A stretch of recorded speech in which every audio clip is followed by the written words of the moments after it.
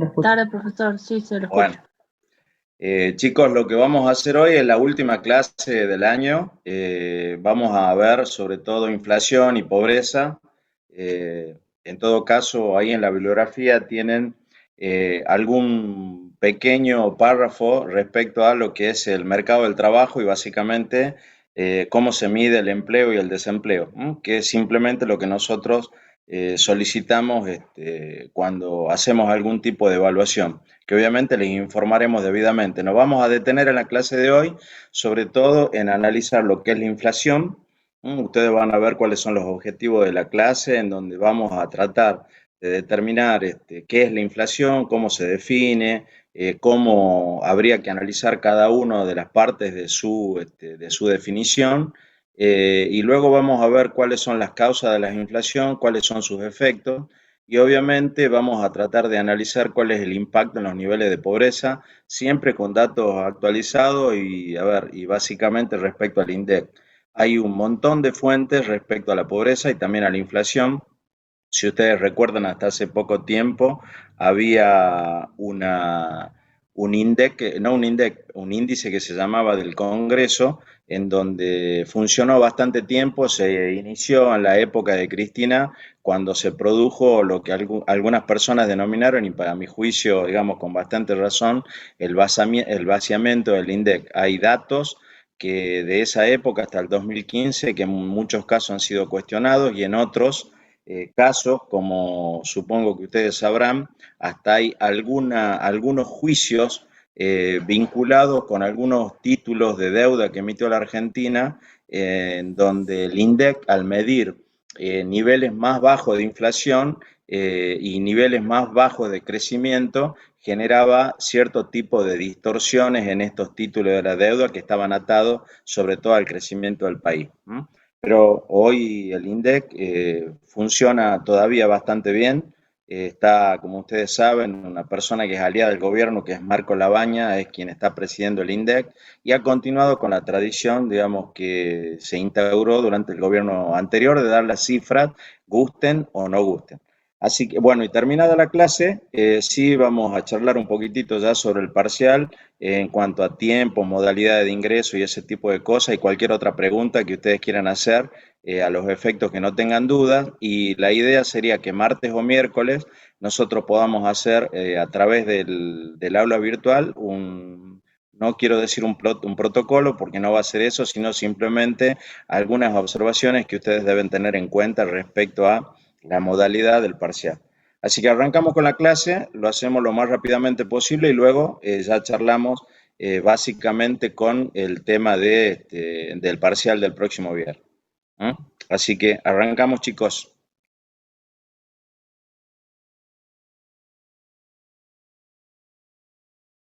¿Todos están visualizando la pantalla?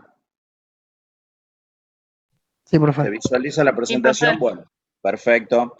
Entonces, primero vamos a los objetivos que tiene la clase de hoy. Obviamente, la definición de inflación, como ya les dije, los distintos enfoques de las causas de inflación. Vamos a ver básicamente tres, hay una cuarta que, a ver, no digo que sea compleja, sino que creo que no se ajusta a la realidad que normalmente tiene la Argentina.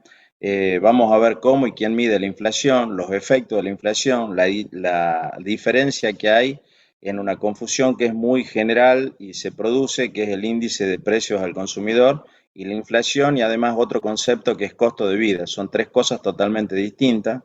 El uso del deflactor del PBI, que ustedes lo vieron cuando vimos precisamente PBI, que también sirve para medir la tasa de inflación, es decir, se utiliza una comparación entre los IPC y también el uso del deflactor como para medir la inflación, pero tienen algunas diferencias que yo simplemente se la voy a enunciar. Que ustedes sepan que es la encuesta permanente de hogares, que lo que determina una canasta a los efectos de medir la inflación y básicamente cómo se mide la pobreza, que son la canasta básica alimentaria, la canasta básica total y algunos datos actualizados de pobreza e indigencia, como para que ustedes sepan cómo está la situación hoy y bueno, y el próximo dato van a ser recién en diciembre.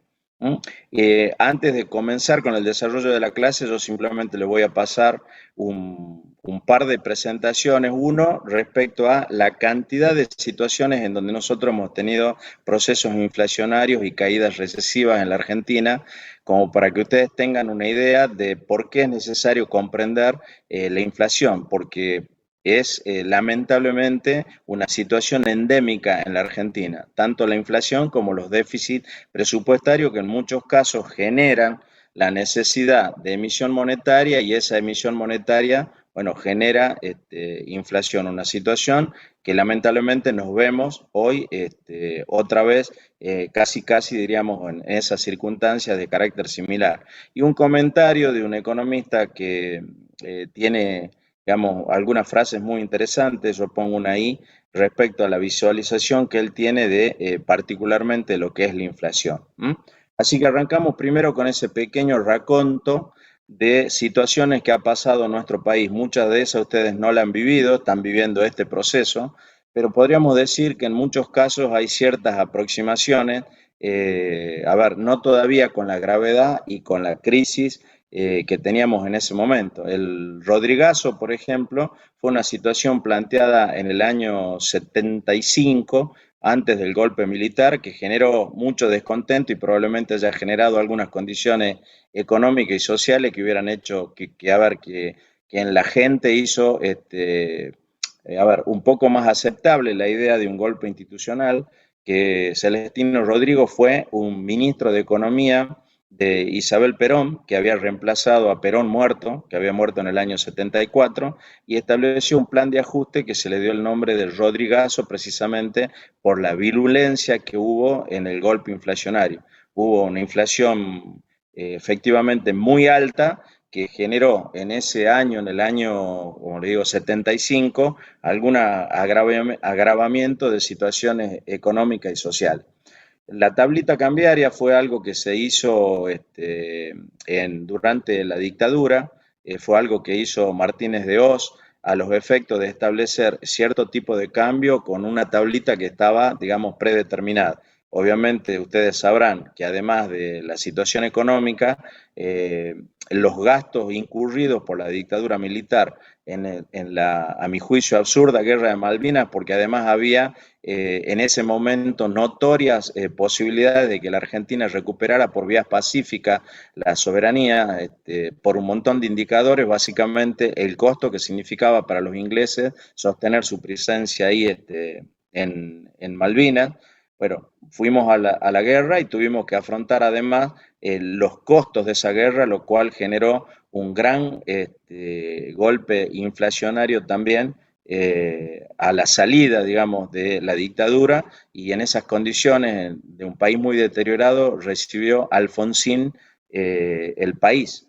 Y en virtud del crecimiento inflacionario hubo la necesidad ya en época de democracia, en el año 85, de que se estableciera lo que se llama un plan de estabilización. Ese plan de estabilización fue el Plan Austral, que, bueno, después tuvo efectos, digamos, perdió su capacidad de ajuste, fue muy exitoso inicialmente, pero luego tuvieron un reflote inflacionario y tuvieron que hacer lo que se llamó el Plan Primavera. Y en este Plan Primavera, digamos, fracasó rotundamente, entre otras cosas, por algo que se ha denominado golpe de mercado, porque ahí hubo una cantidad importante de gente, digamos, vinculada a los mercados más importantes de la Argentina, empresarios básicamente, que apostaron contra el peso, compraban dólares en grandes cantidades y eso produjo un efecto no inflacionario, sino hiperinflacionario. Nosotros también vamos a ver qué denominación se le da a la inflación de acuerdo a la intensidad. En ese momento había, a la salida del gobierno de Alfonsín y durante lo que había sido la campaña electoral de ese año, niveles muy altos de inflación, y luego de sucedida digamos, producida la elección, la situación era tan complicada que eso generó la necesidad de que Alfonsín produjera el aceleramiento de la entrega al poder. Vino Menem. Menem, en vez de asumir en diciembre, asumió prácticamente en julio, si no mal no recuerdo, pero fue a mediados de año, con un intento, digamos, de poder de alguna forma que el nuevo gobierno pudiera controlar la inflación. Ahí hubo también responsabilidades muy claras. Una más explícita fue la de Cavallo, que hizo algunas declaraciones ya con el gobierno, digamos, en el gobierno electo de Menem, en donde hacía imposible que el gobierno que estaba en funciones, que había perdido las elecciones, pudiera controlar variables macroeconómicas. Después vino la hiperinflación, eso fue inmediatamente al gobierno de Menem, y a partir de ahí se estableció un plan Bonex con el cual daban bonos respecto a los depósitos que estaban. Hay mucha gente que ha sido perjudicada por eso, personas que tienen, qué sé yo, mi edad, 50, 55, 60 años o más, tenían a lo mejor depósitos en ese momento en los bancos, recibieron bonos y la verdad que por los efectos inflacionarios también han sido muy criticados. Luego tuvimos lo que se llamó el efecto tequila, que fue por un problema con México y básicamente vinculado al precio del petróleo. Y por eso tuvo tuvo ese nombre de tequila, que afectó gravemente a la Argentina, con otra crisis que se dio ya vinculada con Brasil, que se llamó también efecto caipiriña, que fue prácticamente, esto estamos hablando del año 98 y la crisis por el caipiriña en el año 99. Y por último, la crisis del año 2001, que seguramente ustedes habrán escuchado mucho lo que fue la salida de la convertibilidad, la necesidad de salir de un régimen en virtud de que no podíamos sostener la paridad 1 a 1, y eso generaba, como hemos discutido ayer en clase, un tipo de cambio que hacía muy barato nuestro peso y por lo tanto, perdón, muy caro nuestro peso y por lo tanto dificultaba las exportaciones y facilitaba mucho las importaciones. Yo recuerdo, porque tuve la oportunidad de hacer un viaje en esa época, que cuando uno compraba dólares acá en la Argentina en esa relación 1 a 1 y viajaba, bueno, la verdad que el poder adquisitivo del peso en relación a esas monedas, en ese momento todavía no había una unión europea, sino que todavía estaba lo que era la Comunidad Económica Europea, es decir, no existía el euro, existían distintos tipos de monedas de cada uno de los países. Y por ejemplo, cuando uno estaba en Alemania, notaba pasando a pesos lo que costaba un café, bueno, que un café en Alemania y en uno de los mejores lugares era más barato que acá en la Argentina. Y ese desequilibrio, digamos, ese nivel de apreciación que tenía el peso, bueno, obviamente que dificultaba el ingreso de divisas. Nosotros tenemos un problema permanente que se llama la restricción de divisas en el país, es decir, lo mismo que está pasando ahora en el sentido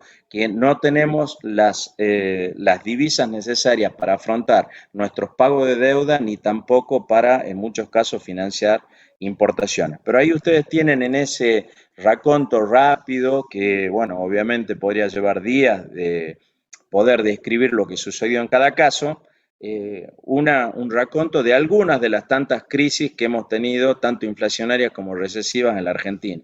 Y como regla mnemotécnica me pareció bueno tomar un pequeño párrafo de un libro de Martín Lustó, que es muy accesible para la comprensión. Yo se los recomiendo a aquel que le interese conocer algunos temas de manera general y la verdad que tiene, si bien es cierto, es de simple comprensión, eso no significa que no tenga adecuado nivel.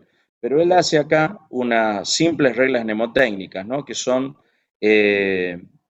ilustrativas, me parece a mí, de la situación que viene padeciendo la Argentina durante muchísimo tiempo. Por ejemplo, fíjense esta primera. Dice, 1 por 3. Desde 1900 hemos estado 1 de cada 3 años en recesión. 4 por 4. Desde principio del siglo XX, solamente en 4 oportunidades hemos podido crecer al menos 4 años consecutivos a un ritmo mínimo del 4% del PBI. 25 por 10. En los últimos 25 años hemos padecido nada menos que 10 recesiones. Yo podría agregar ese punto que en los últimos 10 años, digamos, de prácticamente, o por lo menos 8 desde el 2014, algunos dicen desde el 2013 hasta acá, la Argentina no ha crecido, es decir, nuestro PBI ha venido descendiendo paulatinamente. Y este último dato, que ustedes lo podrán comprobar con sus padres o con sus hermanos, si tienen hermanos mayores o con alguna persona con la cual tenga confianza, que dice así, un adulto que comenzó a trabajar a los 25 años pasó el 40% de su vida laboral en recesión. Es decir, que muchas de las cosas que están pasando ahora no son cosas que para los argentinos sean raras o extrañas, sino que lamentablemente para nosotros es un proceso bastante continuado que no alcanzamos a cortar y a revertir. Y por último, luego de esta pequeña regla y esta descripción de algunos planes, sí quiero que, a ver, alguno de ustedes, Marcelo Álvarez, ¿me escucha Marcelo? Marcelo, Marcelo, ¿me escucha Marcelo? Hola, Marcelo. O vos, a ver, Isaya, ¿me escuchás Isaya? Isaya,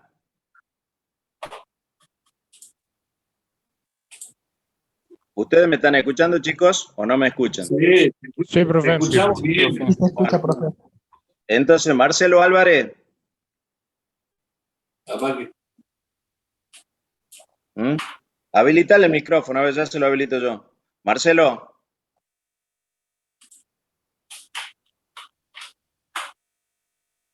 o a ver vos, Facundo Frosoni, ¿me escuchás?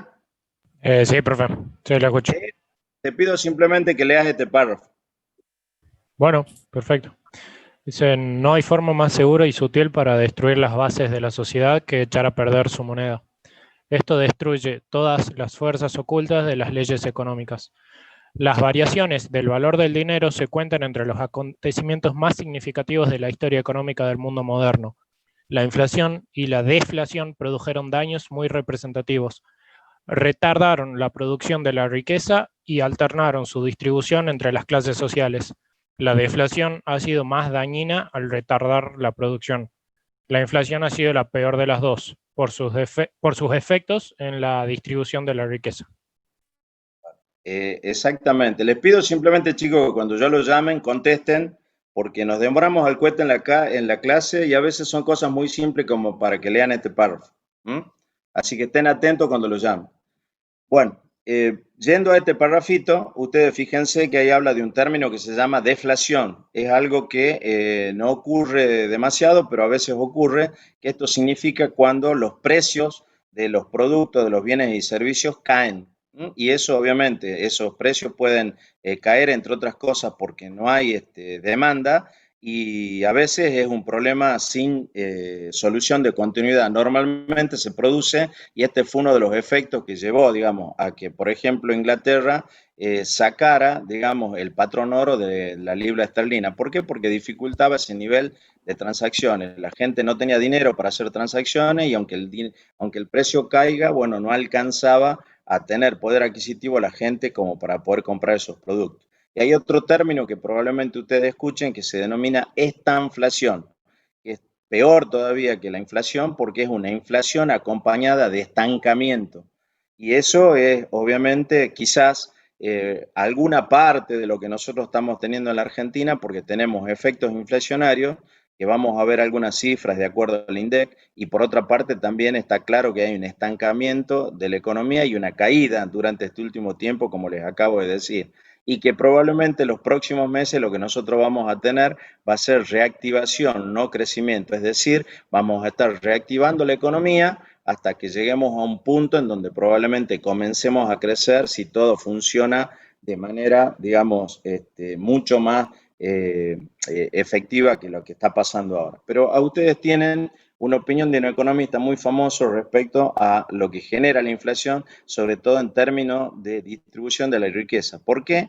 Porque ustedes van a ver que, entre otras cosas, lo que sucede es que hay una distorsión de precios relativos y que hay una transferencia de riqueza de los acreedores a los deudores. Hoy, si yo tuviera una deuda en pesos obviamente atada a una cuota fija, cada vez que yo voy a pagar esa cuota está produciéndose una transferencia de riqueza de mi acreedor hacia mí. ¿Por qué?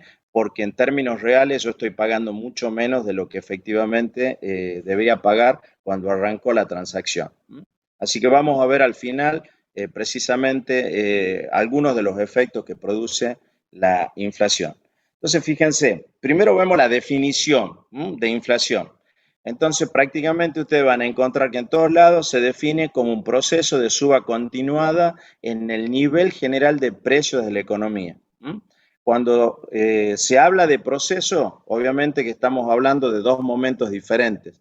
Es un momento en donde siempre hay una discusión respecto a cuál podría ser el tiempo en donde se está midiendo la inflación, porque a veces se producen subas, lo que se denomina golpe inflacionario, es decir, el periodo en donde estamos midiendo la inflación es efectivamente muy corto, a lo mejor se produce un golpe inflacionario, eso ha pasado en alguna oportunidad en Brasil, y luego la inflación se ha mantenido a niveles, digamos, bajos o, no digo constantes, pero con subas moderadas o bajas, ¿cierto? Entonces, lo importante, es que hay un periodo de tiempo en donde nosotros medimos la inflación. Acá en la Argentina, básicamente el organismo más autorizado, no el único para medir la inflación, porque hay también una serie de, no muchas, pero hay algunas consultoras privadas que efectivamente miden la inflación, pero casi todos miramos lo que mide el INDEC. Y el INDEC mide nivel, digamos, de inflación mes contra mes, lo mide durante el año, es decir, de enero al año que se trate, o interanual, es decir, en este caso puntual, el mes de noviembre con el mes de noviembre del año anterior. Así que de esa forma es que en esos periodos de tiempo nosotros normalmente se mide la inflación acá en la Argentina. Cuando habla de suba continuada, obviamente, ¿de qué estamos hablando? Estamos hablando de que es una suba continuada del nivel general de precio. No estamos hablando de precios que suben en algún momento y pueden volver a bajar. Eso sucede en algunos casos con los productos de carácter estacional. O también hay que tener en cuenta que no confundir esa suba continuada de precio en función de una serie de productos que define el INDEC con lo que en algunos casos sucede con precios altos. Por ejemplo, es probable que el precio de un producto determinado acá en Tucumán esté mucho más barato que en Santa Cruz o en Río Gallegos. ¿Por qué? Porque puede haber problemas de logística, porque puede haber algún problema o costos mayores de transporte, o puede haber diferencias de carácter impositivo entre una provincia y otra. Entonces eso origina que haya precios altos en determinados lugares, pero eso no significa que haya niveles de inflación distintos. Lo mismo sucede cuando uno puede analizar cuando uno analiza, por ejemplo, los precios que podrían estar en los supermercados más grandes, en los shopping o en el comercio de barrio. Probablemente el comercio de barrio tenga precios más altos que el shopping, pero eso no se contabiliza los efectos de la inflación. En todo caso, lo que estamos hablando ahí son de nivel de precios distintos, pero no de inflaciones de carácter distinta o que la inflación en el comercio de barrio sea mayor que la del súper. En todo caso, habría que ver si se pueden tomar esos precios y analizar cómo se hace con esa canasta de bienes, fundamentalmente el INDEC.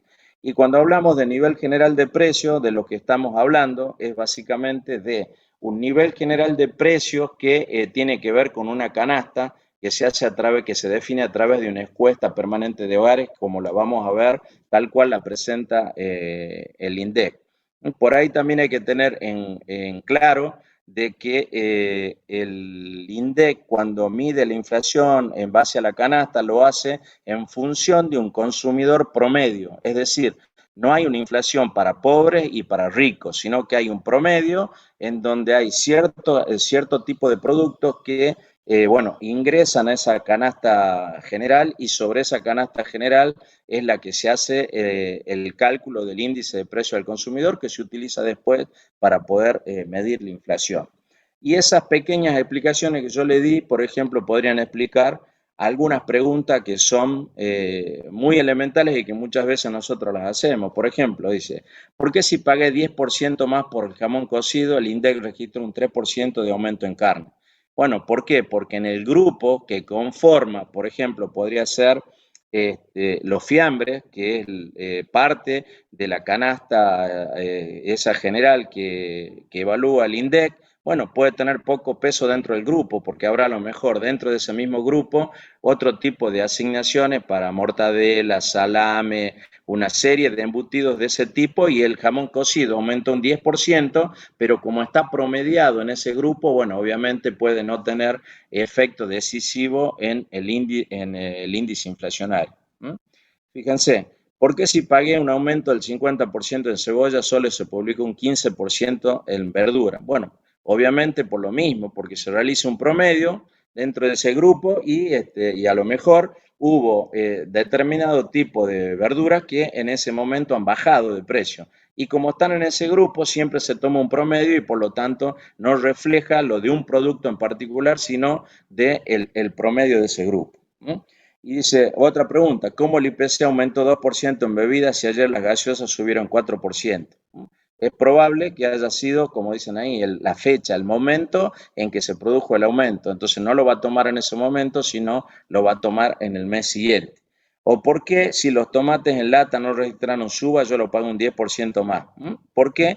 Porque pueden presentar distintos precios para la misma variedad. Ahora, ¿qué está sucediendo, por ejemplo? Sucede eso con lo que se llama los precios máximos o precios cuidados.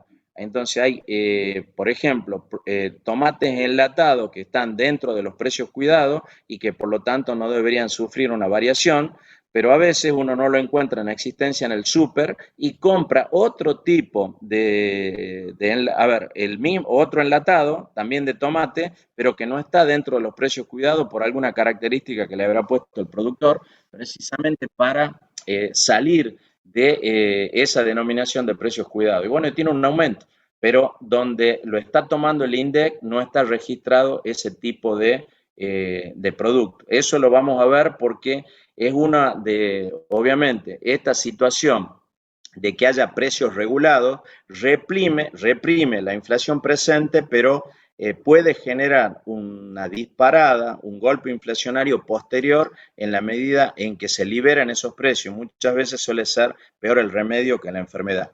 Pero ahí básicamente ustedes tienen la definición y una pequeña explicación de lo que significa y cómo debe entenderse esa definición de la inflación. ¿Alguna duda, chicos, respecto a esto? Para que vayamos avanzando. No, profe, ninguna. Perfecto. Seguimos. Fíjense, acá tienen algunos datos que son actualizados, son los últimos datos que está poniendo el INDEC.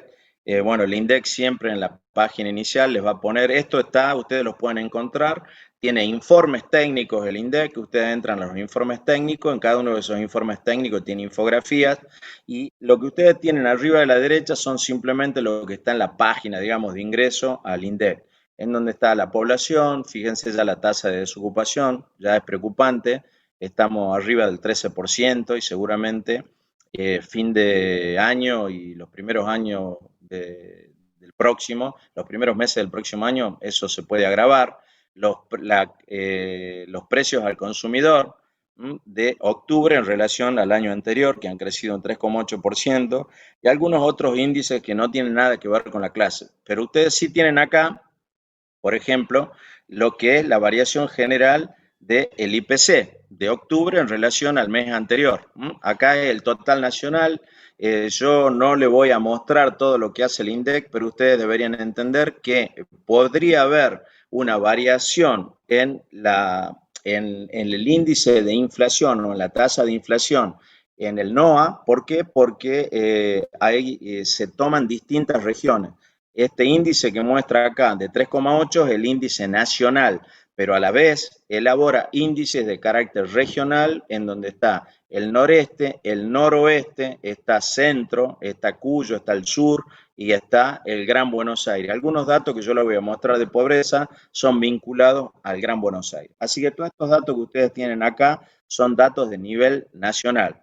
en donde tienen, por ejemplo, la variación interanual, 37,2%, la variación acumulada, esto es básicamente de enero a octubre. Lo que ustedes tienen acá es octubre contra octubre, y lo que tienen acá es octubre, digamos, de el 2020 contra octubre del 2019, ese numerito que da 37,2.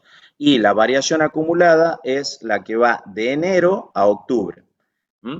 Y ahí tienen ustedes los grupos, digamos, que han tenido mayores aumentos en relación a el mes que pasó, que ha sido prendas de vestir y calzado, y alimentos y bebidas no alcohólicas. Siempre que suban los alimentos en la situación que estamos, obviamente sigue siendo una dificultad.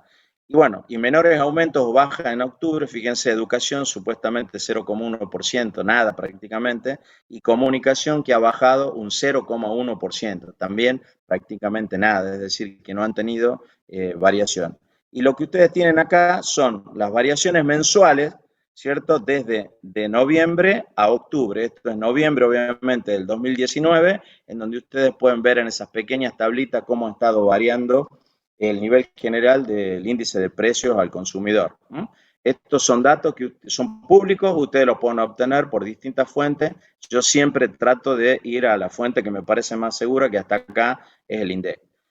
Acá tienen otros datos, estos son la variación interanual del nivel general del IPC, esto es total nacional, es decir, fíjense, de octubre a octubre, estamos hablando de una inflación del 37,2. Y si ustedes se fijan, obviamente esto a mi juicio sigue siendo una inflación de carácter reprimida, pero si nosotros veíamos comparando con noviembre del 2019, hay un 52%, es decir, que este año es como que de alguna forma, que hasta acá todavía tenemos niveles de inflación, insisto, a mi juicio reprimida, pero que está en ese orden. Todavía algunos creen que a fin de año va a llegar prácticamente el 42, 44%.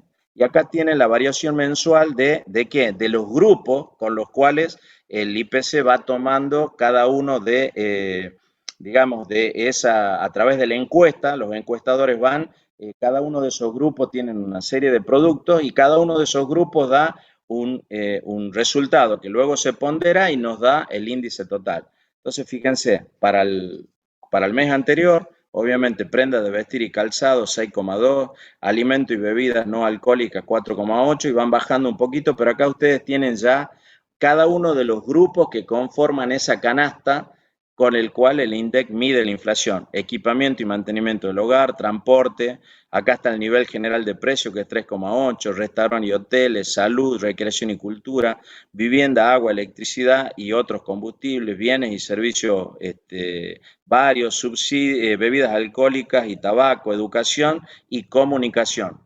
Ahí está puesto en nivel descendente, pero eso da un promedio de 3,8, que es la cifra que ustedes vieron inicialmente.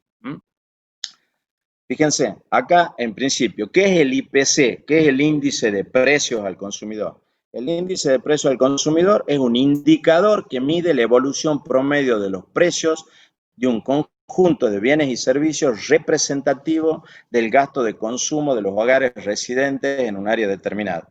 Tengan en claro esto, digamos que es un conjunto de bienes y servicios representativo, es decir, de consumidores promedio. No está midiendo ni los que son pobres, muy pobres, ni los que son ricos, muy ricos, sino uno promedio para poder establecer cuál podrían ser los niveles de inflación. A través de eso, bueno, el INDEC que ha hecho, hizo una encuesta de hogares, que ahí está puesto con toda claridad. En el 2018 se amplió, antes era únicamente ciudad Gran Buenos Aires, y ahora se amplió a distintas regiones, como les comentaba, Patagonia, Centro, NOA, NEA, Litoral, de manera tal de que tiene cálculos a nivel regional y por lo tanto tiene un total país mucho más ajustado que antes. Y lo que hace con cada uno de esos grupos que tiene distintos productos, envía lo que se denomina encuestadores. Los encuestadores son los que están verificando los precios de cada uno de esos productos, y de acuerdo a esa variación de precios se calcula el IPC, el índice de precio del consumidor. Yo ahí les voy a mostrar una pequeña tablita, ustedes van a ver que es absolutamente simple poder medir el IPC y a partir de ahí se mide la inflación. acá están los distintos grupos. Por ejemplo, si yo tomara, qué sé yo, transporte, en transporte, ¿cómo está compuesto ese grupo? Por la adquisición de vehículos, gastos para el funcionamiento de equipos de transporte, personal, gasto de los hogares en el transporte público. Entonces, fíjense, con uno de las cosas que seguramente va a impactar en las futuras mediciones de inflación probablemente sea transporte. ¿Por qué? Porque prácticamente teníamos prohibidos los transportes creo que hasta el mes de octubre. Ahora comenzó a moverse y por lo tanto la gente podrá tener algún gasto en transporte y veremos cuál es la evolución de esos precios en el transporte que hasta acá estaban absolutamente, digamos, podríamos decir hasta fuera de uso para la gente. Y obviamente el INDEC hace una aclaración de cómo han puesto esos gastos, pero habría que ver cómo impacta de acá para adelante. Fíjense, bebidas alcohólicas, por ejemplo, ustedes tienen cómo está compuesto ese grupo, bebidas alcohólicas para el hogar y gasto de tabaco en todas sus formas.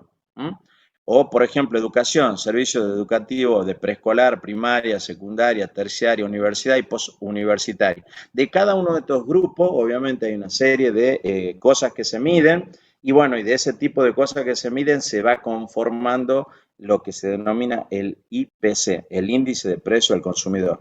Acá está, si ustedes quieren, otra vez un poco más explicitado, básicamente cuáles son los grupos, serían las variaciones de cada uno de esos precios y obviamente está claro que una suba en el índice que refleja simplemente que yo estoy perdiendo poder adquisitivo y una baja en el índice lo que refleja es que yo estoy adquiriendo un poder adquisitivo superior en relación a los bienes en donde haya bajado los precios.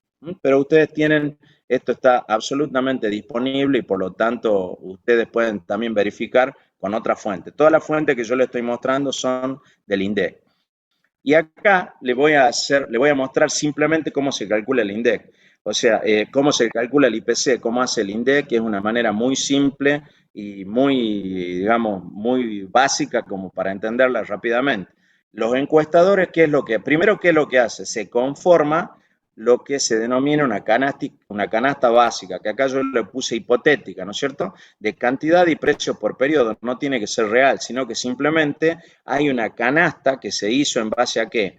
A la encuesta permanente de hogares. Esa encuesta permanente de hogares estableció cuáles son los consumos promedio. Y yo podría suponer que esa canasta básica promedio es la que yo tengo puesta acá, en donde fíjense, en la primera columna a la izquierda dice bienes y servicios y ahí están lo que nosotros vamos a medir. Leche, pan, carne, huevos, arroz, tomate, manzana y luego vemos cuáles son las cantidades de ese consumo básico que se va a hacer. Entonces, de leche 7 litros, de pan 6 kilos, de carne 8 kilos y así sucesivamente. Perdón. Y luego lo que vemos es el precio por unidad en un año determinado. Yo le puse año 1. Vemos el precio por unidad en un año determinado. El primer año, por ejemplo, los 7 litros de leche equivalía a 22 pesos. El segundo año equivale a 25. El tercer año, 30. Como vemos, los precios están variando y año contra año, indudablemente, hay una variación de precios que está generando un índice de inflación. Lo mismo sucede con el pan, con la carne, con cada uno de esos elementos. Luego lo único que yo hago es simplemente sumarlos. Los sumo, fíjense.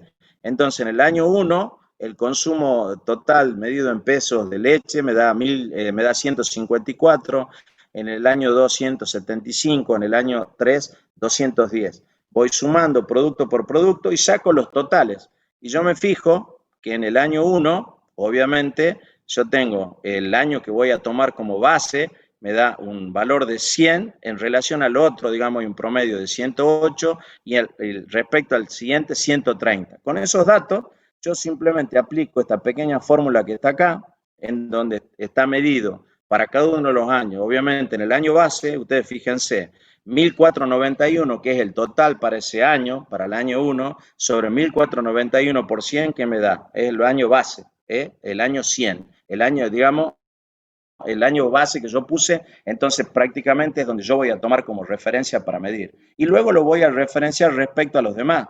Fíjense, acá tengo el año que voy a medir, en este caso el año 2 sobre el año 1 multiplicado por 100, y ese índice ya me da 108, y para el año siguiente, que es el año 3 sobre el año 1, tengo 1993 sobre 1491 por 100, eso me da 130.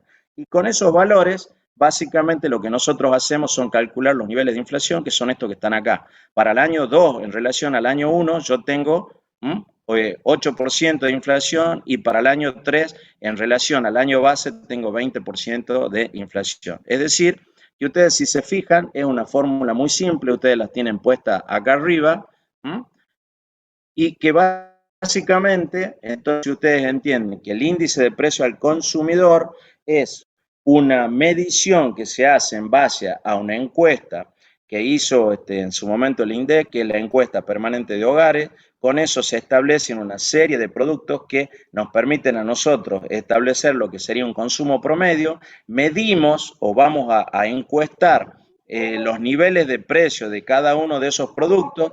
Con eso sacamos el IPC, y con el IPC nosotros obtenemos, mediante esta sencilla fórmula que está acá, que si ustedes quieren es exactamente lo que vimos anteriormente, simplemente que acá está referida al año T. Entonces la tasa de inflación al año T es simplemente el IPC del año T menos el IPC del año T-1 sobre el IPC T-1, que es lo que yo quiero medir por 100.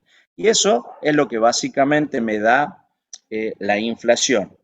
Entonces, lo que ustedes tienen ahí es la tasa de crecimiento del nivel medio de precios, expresada como el aumento, la disminución porcentual por periodo de tiempo, que no es otra cosa que la inflación. ¿Alguna duda, chicos, respecto a dos cuestiones? Primero, ¿cómo se mide la inflación? Y la diferencia entre inflación e IPC.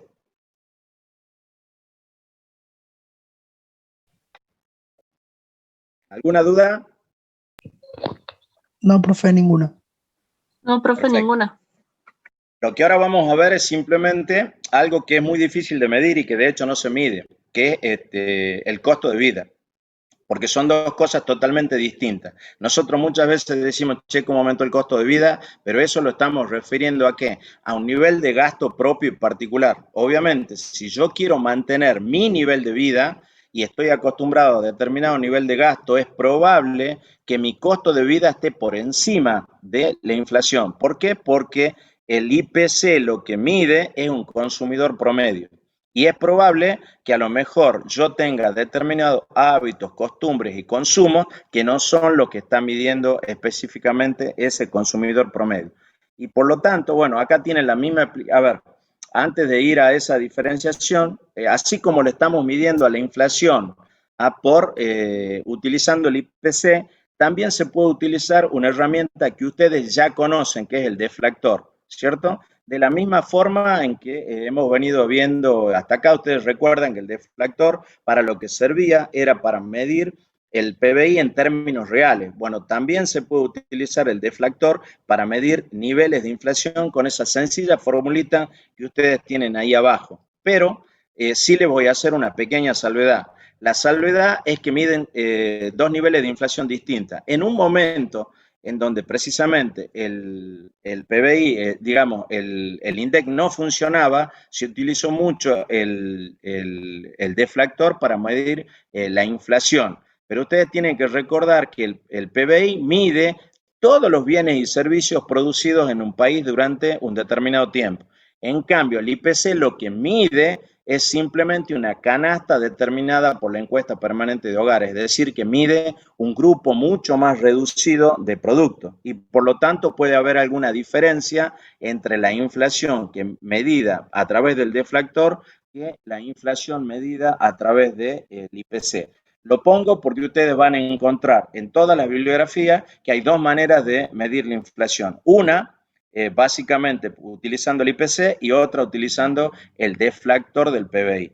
Así que queda ahí planteado. Si nosotros le preguntamos, che, ¿cómo se mide la inflación? Lo tenemos que decir de dos formas. ¿Cómo se mide? Se mide utilizando el IPC, o se puede medir utilizando también el deflactor del PBI. A ver, y si se acuerdan, a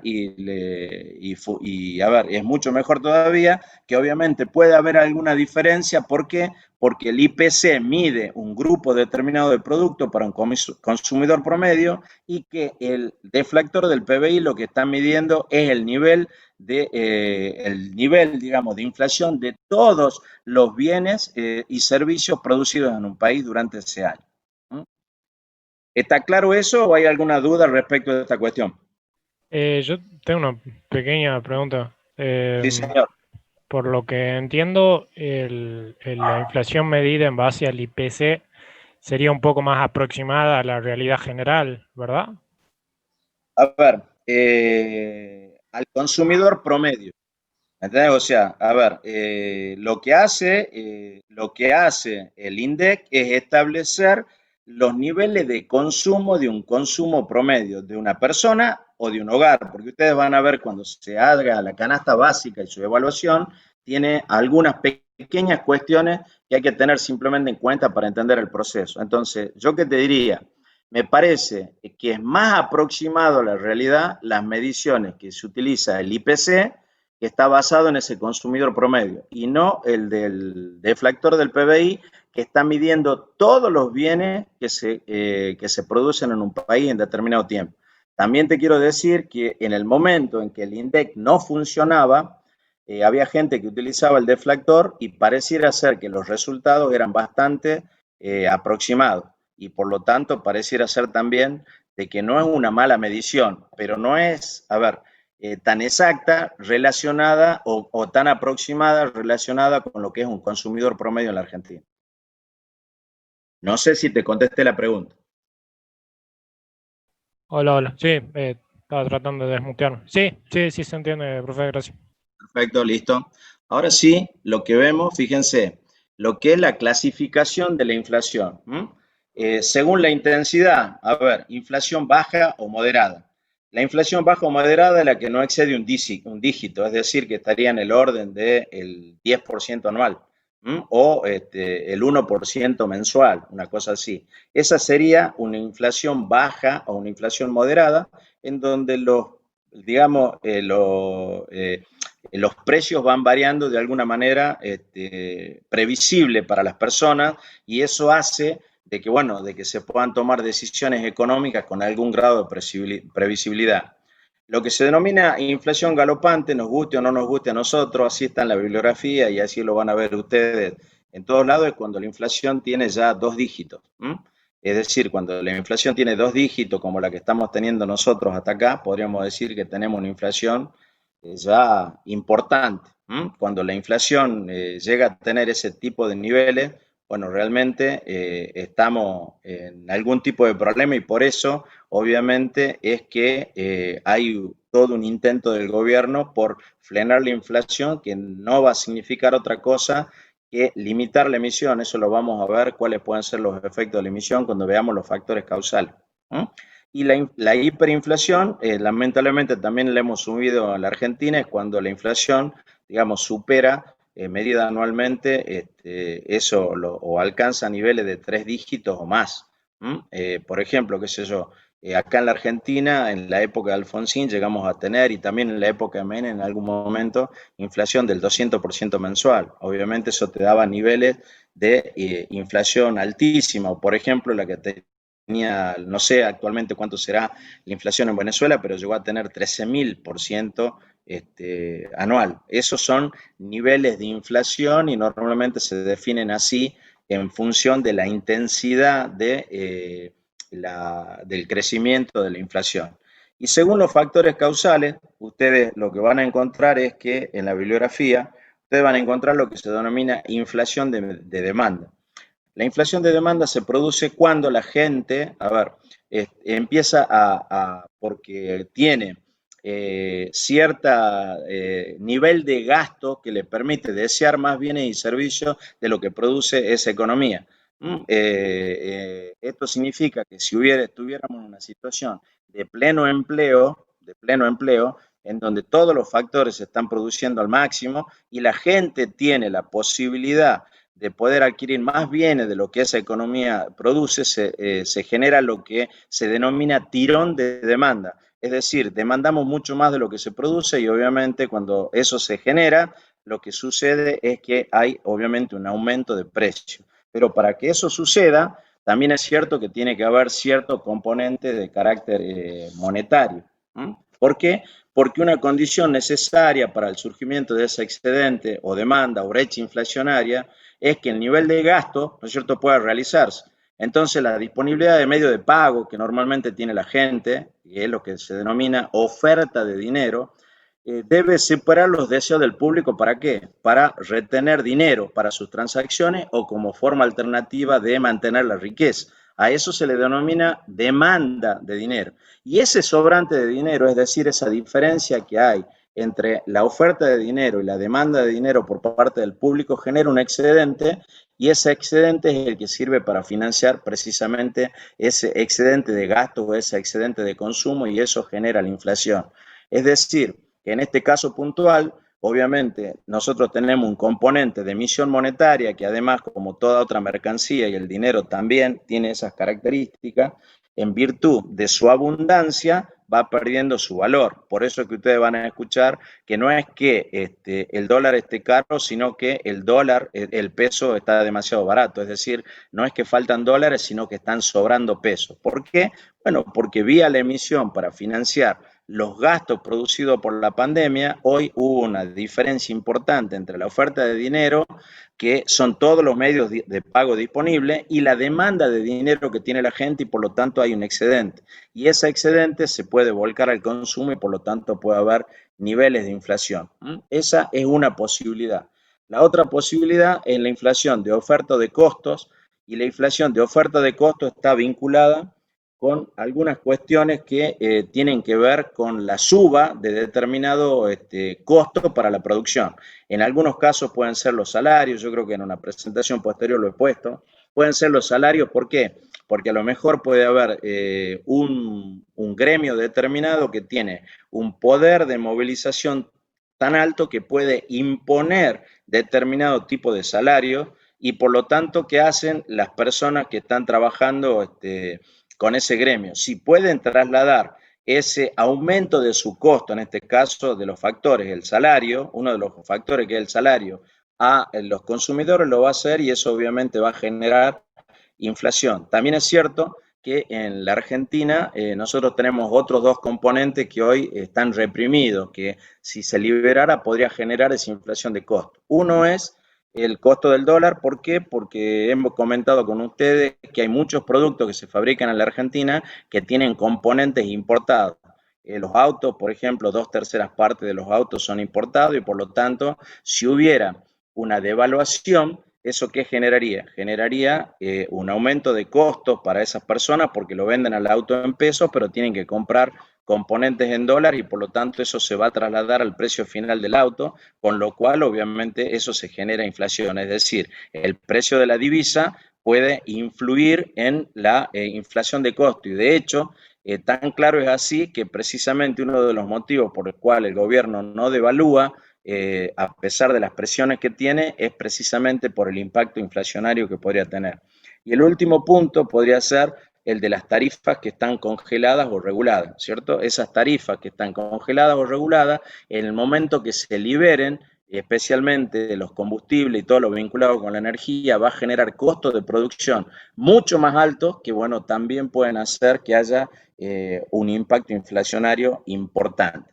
Y por último, lo que ustedes ven ahí es la inflación generada por las expectativas de inflación, que son simplemente que acá en la Argentina nosotros estamos acostumbrados a lidiar con la inflación y por lo tanto lo que nosotros hacemos es indexar cada uno de los rubros de la economía. Por ejemplo, voy a firmar un contrato en donde estoy vendiendo algo y si lo vendo en determinadas cuotas, yo en ese contrato pongo determinado tipo de condiciones que me resguarden de esa expectativa que yo tengo de inflación. El problema que tiene eso es que no, de esa manera no se va a cortar la inflación. ¿Por qué?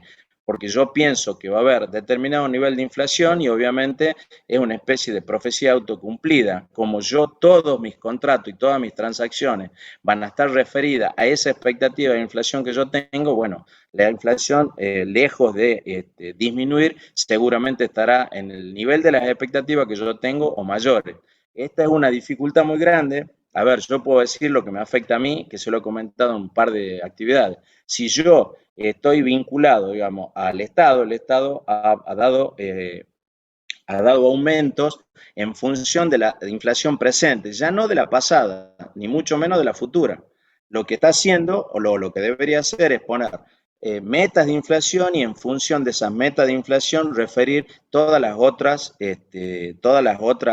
variables de la economía. En el caso de los salarios, por ejemplo, en general, tanto del sector público como del privado, es probable y es muy probable que tengan un techo, es decir, no puedan exceder determinado límite. ¿Por qué? Porque si no se hiciera así, es muy probable que a través de esa puja distributiva pudiera haber otra vez efectos inflacionarios. Con lo cual, lo más probable es que durante el año próximo los salarios reales caigan. Absolutamente. ¿Por qué? Porque van a estar vinculados con una expectativa inflacionaria del gobierno que es mucho menor a las expectativas de inflación que tenemos el público en general. Así que esa inflación, digamos, de expectativa es una especie de, digamos, profecías autocumplidas que lo único que hace es generar, digamos, una ruedita en donde la inflación va a seguir creciendo, pero son situaciones que normalmente se dan. ¿Alguna duda, chicos, respecto a, creo que sobre la intensidad no van a tener mucha diferencia, pero sobre todo, cuáles serían los factores causales de la inflación?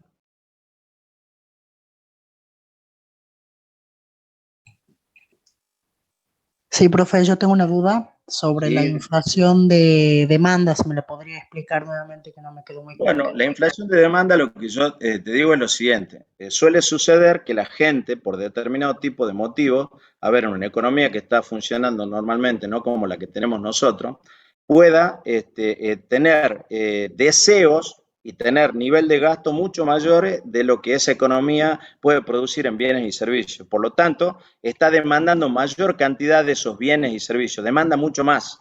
¿Por qué? Porque tiene una diferencia en lo que se llamaría una especie de exceso de poder adquisitivo que quiere volcar en esos bienes y servicios. Pero esa economía no puede resolverla porque está trabajando al máximo de su producción, tanto en empleo como en utilización de los factores.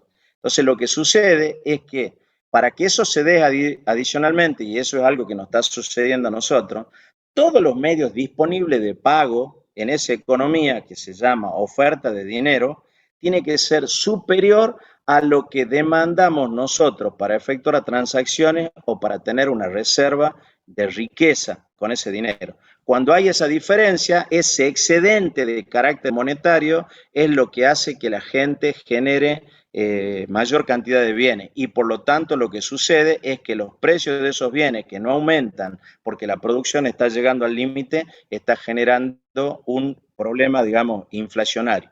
Precisamente sobre esa situación es lo que los economistas de carácter, digamos, llamados ortodoxos y monetaristas ponen mucho énfasis respecto a la necesidad de que no haya emisión de dinero en exceso. Simplemente la emisión de dinero tiene que acompañar el crecimiento de la economía, pero no tiene que haber mayor cantidad de dinero emitido, en este caso puntual por el Banco Central, entre otras cosas porque también el dinero, al ser una mercancía, cuando es abundante, baja su valor. Y por ese motivo, por ese excedente monetario, se produce esa brecha que se denomina brecha inflacionaria y es la que genera ese proceso inflacionario por la inflación de demanda. No sé si te lo pude hacer entender, pero a ver, básicamente, ¿qué significa eso? Pero claro, gracias. Bueno, pero básicamente, ¿qué significa? Que cuando vos tenés mucho más dinero del que vos necesitas circulando, esa emisión en exceso, ¿qué genera? Genera inflación, que es lo que nosotros tenemos acá. En este momento nosotros no podemos decir que, a ver, si hubiera una devaluación, yo te podría decir, bueno, la inflación va a ser por costo. Si desregulan las tarifas y aumentan todos los precios de la tarifa de la energía, bueno, te digo, es una inflación de costo. Aumentan todos los salarios por encima de la inflación, bueno, ahí tenés una inflación por costo. Pero mientras los salarios estén por abajo de la inflación, como está pasando ahora, y mientras vos tengas tasas reguladas para las tarifas energéticas y del mismo modo no haya una devaluación, está muy claro que lo que nosotros estamos teniendo es una inflación por un exceso de emisión monetaria. No sé si te quedó un poquito más claro o te confundí más todavía, no sé. No, profe, sí me quedó claro. Gracias. Bueno, perfecto, muchísimas gracias. Fíjense, acá está lo mismo que yo les decía, no lo voy a repetir porque es lo mismo que acabo de explicar.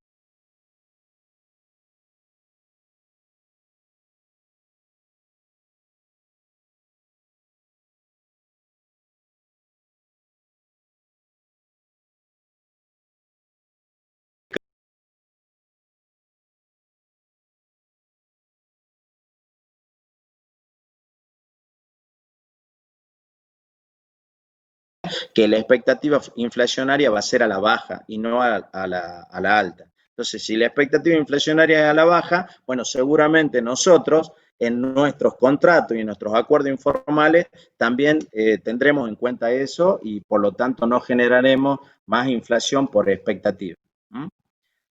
Fíjense, ahora vamos a hacer un pequeño repaso de los efectos negativos de la inflación y vamos a tratar de detenernos un poquitito en cada uno.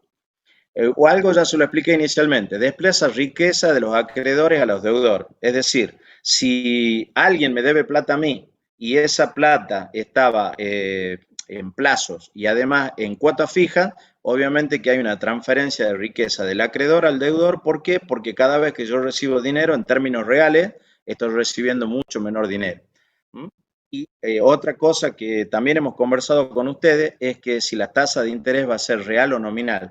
Ustedes fíjense, ayer u hoy creo que han autorizado que a los plazos fijos hasta 1.000.000 de pesos lo suban a la tasa de interés al 37% anual. ¿Por qué se hace eso? Bueno, porque la gente no va a dejar dinero si la tasa de interés no es positiva o real. No es positiva en términos reales, porque puede ser positiva en términos nominales, es decir, a mí me pueden dar, por ejemplo, por un plazo fijo 30%. Pero si la inflación año a año es del 35, 36%, obviamente estoy perdiendo en términos reales y por lo tanto lo que yo voy a hacer es sacar ese dinero y tratar de gastarlo lo más rápidamente posible. Eso va a generar un mayor número de transacciones, lo que se denomina velocidad de circulación del dinero, y eso también genera inflación. Para que no haya dinero, como decíamos, ese exceso de dinero que está circulando por la plaza, para que eso no se incremente, lo que ha hecho el Banco Central es aumentar la tasa de interés al 37% y hacerla positiva en términos reales. Y por lo tanto, aquel que tenga la capacidad de ahorro y tenga algún excedente en dinero, ahora puede pensar que es un buen negocio mantenerlo en el banco porque la tasa es positiva en términos reales.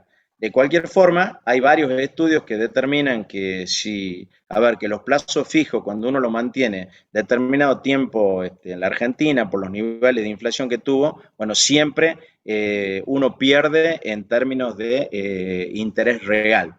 Pero ahí ustedes tienen un primer efecto negativo de la inflación, desplazar riqueza de los acreedores a los deudores y la necesidad de tener tasas que estén por encima de la inflación de manera tal de que yo tenga una tasa de interés real. No recuerdo cuánto era, creo que estaba cerca del 35%, no, 26% la inflación medida de principio de año hasta acá, pero creo que medida mes contra mes estaba en el orden del 42%. Todavía significa entonces que si eso fuera así, que me paguen 37% por un dinero que yo pongo en plazo fijo con un interés anual. Bueno, ¿eso qué significa? Bueno, significa que medido año contra año, si yo lo tengo hace un año, he perdido un 5%. En términos reales, sí, decime. Una pregunta, ¿hay algún país, digamos, en el que exista eso de que, digamos, el plazo fijo te dé mayores retornos que lo que uno pierde con la inflación, que la devaluación, digamos, de la moneda? Sí, hay países, obviamente son normalmente, qué sé yo, los países centrales, pero pensad también lo siguiente, ahora hay algunos países que te dan tasa de interés negativa, hasta hace poquito. las tasas de interés son realmente muy bajas. ¿Y eso qué genera? Bueno, genera, y eso lo vamos a ver acá, fíjate, desaliento de las inversiones productivas cuando vos haces tasas de interés que sean tan altas como tenemos en la Argentina. Recuerden ustedes que ayer nosotros hemos visto lo que era la tasa pasiva o la tasa de captación que tienen los bancos y la activa, ¿cierto? Ahora han puesto que la tasa activa, es decir, el dinero, el interés mínimo al que tienen que prestar los bancos, tiene que estar en el orden del 37%. Eso significa que si esa es la tasa a la cual el banco va a pagarle a los que le depositen, ¿cuál va a ser la tasa que le va a cobrar a los que le pidan prestado dinero? Si tiene que haber una diferencia entre la tasa activa y la tasa pasiva, a los efectos de que el banco obviamente pueda solventar sus gastos y obtener un beneficio. Entonces la tasa cuando vos vas hoy a pedir, a ver, más si tenés riesgo país, más si tenés devaluación, una serie de cuestiones que te van a poner ahí para determinarte la tasa activa, eso va a hacer que obviamente los niveles de la tasa de interés sean muy altos y por lo tanto vos no vas a invertir a lo mejor. ¿Por qué? Porque primero corres riesgo en una economía de carácter inflacionaria y por otra parte, además de correr riesgo, te puedes endeudar a tasa que obviamente no sé qué negocio te puede dar retorno Claro, que te permitan pagar el préstamo y además obtener un mínimo beneficio o recuperar tu capital. Entonces eso claro. genera esa situación. Pero es cierto lo que vos decís, si hay países que te dan tasas reales y positivas porque obviamente se financian ¿con qué? Con el ahorro de sus propios conciudadanos. Yo creo Claro que que eso es lo que tendría sentido, digamos, porque además a mí me resulta como antiintuitivo pensar que alguien le prestaría dinero al banco y encima perdiendo. Digamos, bueno, pero como que, es lo que sucede. Vos fíjate cuánto te dan y fíjate los niveles de inflación. claro, Ahora, claro, lo que también tenés que pensar es lo siguiente, que mucha gente lo deposita en un plazo fijo porque a lo mejor sabe que está perdiendo, pero piensa que si lo invierte en algún negocio puede perder todo. De esa manera pierde, pero digamos que lo pierde con un riesgo acotado y no perdiendo tanto como podría perderlo en algún negocio que en virtud de la baja actividad económica puede tener un mal resultado. Todas esas cosas juegan y obviamente ahí tenés uno de los elementos más complicados en el tema inflacionario, el clima de negocio. En un clima de, a ver, con niveles de inflación como la que tenemos, es muy difícil que la gente invierta, se arriesgue y haga inversiones de carácter productivo. Eso tiene consecuencias en el empleo, en la tasa de actividad económica, en una gran cantidad de cuestiones. Por eso creo que el gobierno hace bien en intentar controlar la inflación. Lamentablemente para nosotros, probablemente las decisiones que va a tomar son decisiones que van a implicar un ajuste en los salarios reales. A ver, no solamente nuestro. Yo creo que ustedes conocen ya la nueva fórmula esa que está discutiendo el gobierno para los jubilados. Y esa es una fórmula que sí, he visto en algunos diarios comparada con la actual. A ver, con la actual ya perdían, pero esa fórmula comparada con la actual genera un perjuicio mayor a los jubilados. Y por lo tanto, bueno, ¿por qué se hace todo eso? Bueno, por la necesidad de reducir el déficit fiscal, por una parte. ¿Por qué?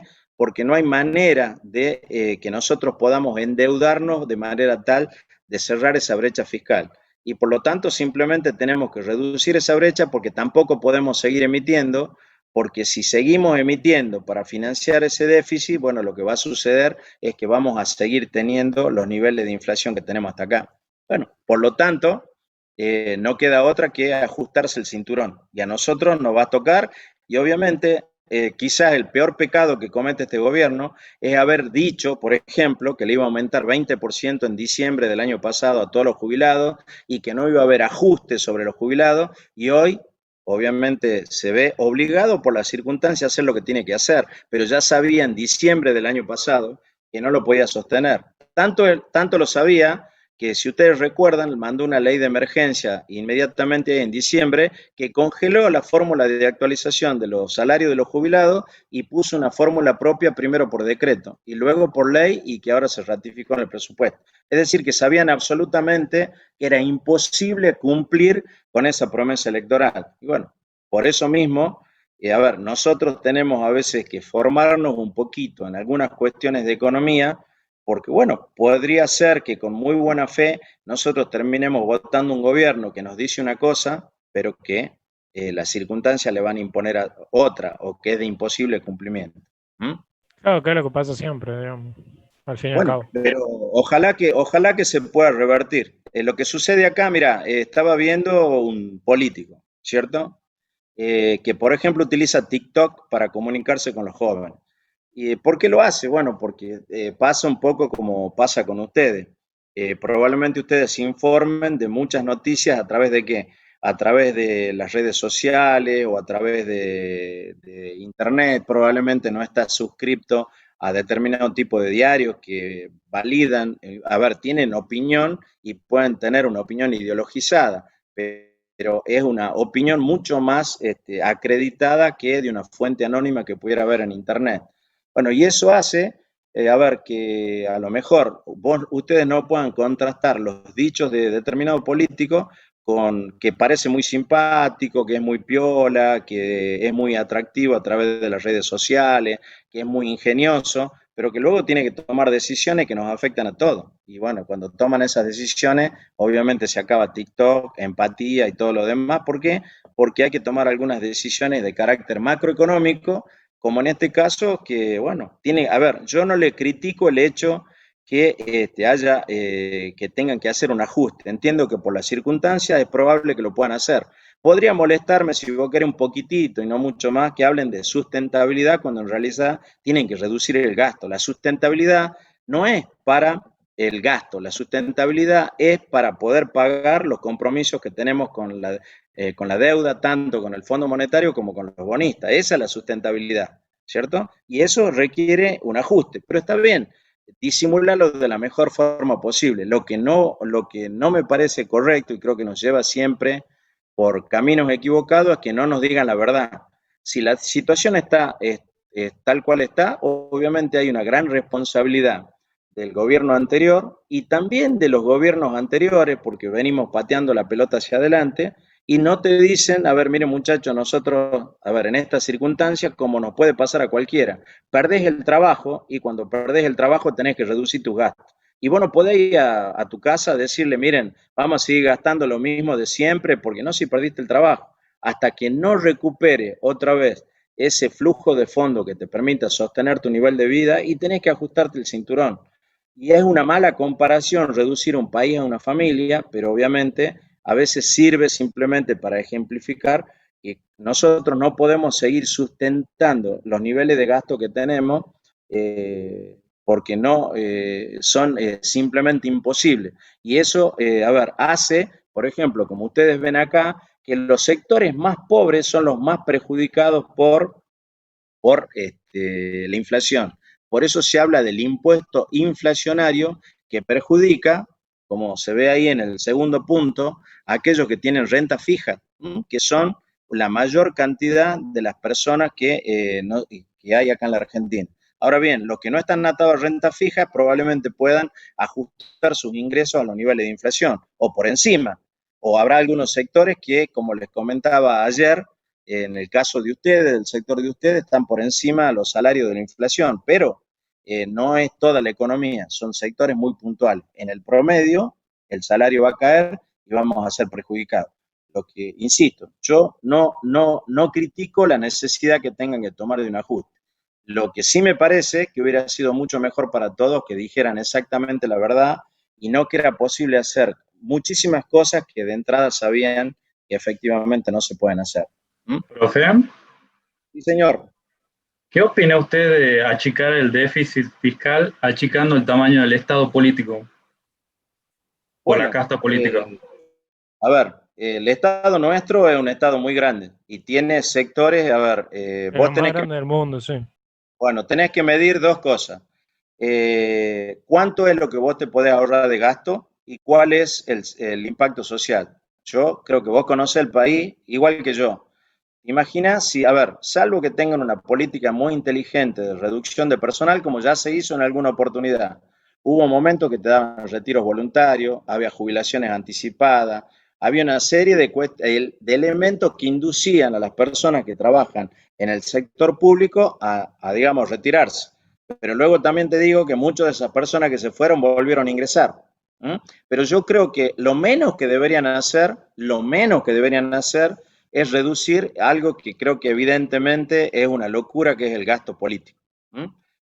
¿Por qué te digo esto? Porque si vos mirás que la legislatura te financia una diversa y enorme cantidad de actividades, casi como si fuera el Poder Ejecutivo, yo tengo que decirte, bueno, que indudablemente para su funcionamiento la legislatura está sobrefinanciada.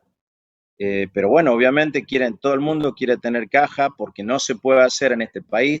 Pareciera ser que tu rédito electoral está muy vinculado con los recursos que vos tengas y la enorme mayoría saca esos recursos del Estado y por lo tanto necesita lo que todos sabemos que son cajas para poder presentarse en elecciones. Bueno, la verdad que creo que hay un enorme componente de gasto político que debería reducirse. Y si no, a ver, yo siempre pregunto lo mismo. ¿Cómo es posible que vos gastes 20 millones de pesos para ser legislador y supuestamente tu sueldo no va a exceder los 200.000, 300.000 pesos? Con lo cual, a ver, si vos gastaste 20 millones, 20 palitos, y tu sueldo es ponerle que sean 300.000 pesos por mes. Al año son 3.600.000. Por 4 te da 12 millones y te da menos de 15 millones de pesos. O sea que vos gastás mucho más para ser electo que lo que vos podrías cobrar durante toda tu campaña. ¿Cómo es? ¿Sos tan bueno? ¿Sos un tipo tan interesado en la cosa pública que está dispuesto a resignar parte de tu ahorro para poder ser candidato sabiendo que no lo recuperás o se recupera de otra forma? Bueno, esas son cosas que seguramente siempre hay que estar midiendo cuando uno escucha ciertos discursos políticos. Pero yo, a ver, entiendo que es posible y factible reducir el Estado. Y esto lo haría, a ver, yo te digo, cualquier persona centrada. Eso no significa que vos seas ni de derecha ni de izquierda. Cualquier tipo que mire, digamos, el tamaño del Estado y los servicios que brinda, por lo menos haría una readecuación adentro y seguramente se pueden reducir un montón de gasto improductivo que tiene el Estado. Pero lo que yo creo que primero tienen que hacer es, hoy por hoy, todos aquellos que ejercen la noble tarea de la política, bueno, tienen que entender que si le van a pedir un ajuste al resto del país, los primeros que deben ajustarse son ellos, porque indudablemente, a ver, todos estamos mirando lo que hacen nuestros dirigentes. Si nuestros dirigentes no están dispuestos a reducir sus propios ingresos, bueno, ¿cómo le voy a pedir yo a un trabajador que reduzca su ingreso, que en muchos casos ya son escasos? Y es lo que va a pasar, como te decía, en términos reales. Obviamente todo esto es muy opinable y muy discutible. Yo lo que sí creo es que la situación lo obliga a tomar a todos, nos va a obligar a tomar medicinas amargas y por lo menos me parece que durante todo este gobierno vamos a, si es que efectivamente queremos sanear la situación, hay que tomar algunos medicamentos como, insisto, muy amargos y que van a hacer que nos ajustemos el cinturón. ¿Alguna cosita más, chicos, o seguimos repasando esto? Bueno, seguimos. Fíjense, el tercer punto, porque el segundo punto ya lo vimos, es el aumento de ingresos fiscales. ¿Por qué se produce esto? ¿Por qué? Porque se pone una meta de inflación baja, pero luego, como la inflación está por encima de la meta de inflación que se puso en el presupuesto, lo que se calculó que se iba a recibir por impuestos es mucho más de lo que inicialmente se había indicado en el presupuesto. Del mismo modo, se actualizan, a ver, se mantiene fijo el monto imponible de ganancias y bienes personales, pero lo que sucede es que por niveles inflacionarios es probable que muchas más personas comiencen a pagar esos impuestos. Si ustedes se fijan, ahora el gobierno de la provincia ya ha establecido como que para el año próximo va a haber un aumento en la evaluación de los terrenos y de las casas del orden del 30%. Es decir, que se va a mantener fijo la tasa con la cual pagamos el impuesto, pero como han aumentado la evaluación, nosotros también vamos a estar pagando mayores niveles por el impuesto. Y por lo tanto, todo eso genera un aumento de ingresos fiscales que el gobierno puede utilizar en función de lo que normalmente le establecen digamos, como prerrogativa del jefe de gabinete, la puede discrecionalmente encaminar hacia distintos tipos de gastos. Del mismo tipo está eso que se llama impuesto inflacionario y señoriaje. Me voy a detener un poquitito en esta palabrita. El señoriaje es simplemente lo que se denomina cuando uno emite dinero soberano. Por ejemplo, qué sé yo, los yanquis ganan dinero por señoriaje. ¿Por qué? Porque aunque tengan niveles muy bajos de inflación, tienen niveles de inflación. Y como es una moneda utilizada en todo el mundo, si yo simplemente la tengo y no la utilizo, esa moneda se va devaluando y esa devaluación significa una ganancia para quien la emite, en este caso el Tesoro de Estados Unidos. Lo mismo pasa acá con la Argentina, ejerce señoriaje sobre los pesos y por lo tanto si yo mantengo peso, ese peso si bien es cierto se va devaluando, pero eso significa que las deudas que pudiera tener el Estado también se van disminuyendo en el mismo sentido. Lo más grave es esto que está puesto como punto 6, que se llama distorsión en los precios relativos. Eso genera, ustedes recuerden que cuando nosotros comenzamos a estudiar la materia, siempre dijimos que el precio es un indicador clave, es la señal para que uno tome una decisión para consumir, si es que yo soy un demandante, o para producir, si yo soy un oferente. Y cuando los precios se distorsionan, yo no puedo tomar decisiones con algún grado de certidumbre. Por lo tanto, eso genera un enorme, descalabro en la economía porque, bueno, efectivamente uno no puede saber con precisión cuáles son ese indicador que me va a permitir a mí tomar una decisión económica. Y por lo mismo, obviamente, un aumento del riesgo, un aumento de la incertidumbre y obviamente eso puede aumentar también esto que decíamos, la tasa activa se va por las nubes. ¿Por qué? Porque el costo del dinero va a aumentar. Y por último, lo que también hemos conversado con ustedes, un desaliento de las inversiones productivas. ¿Por qué? Por el costo del dinero.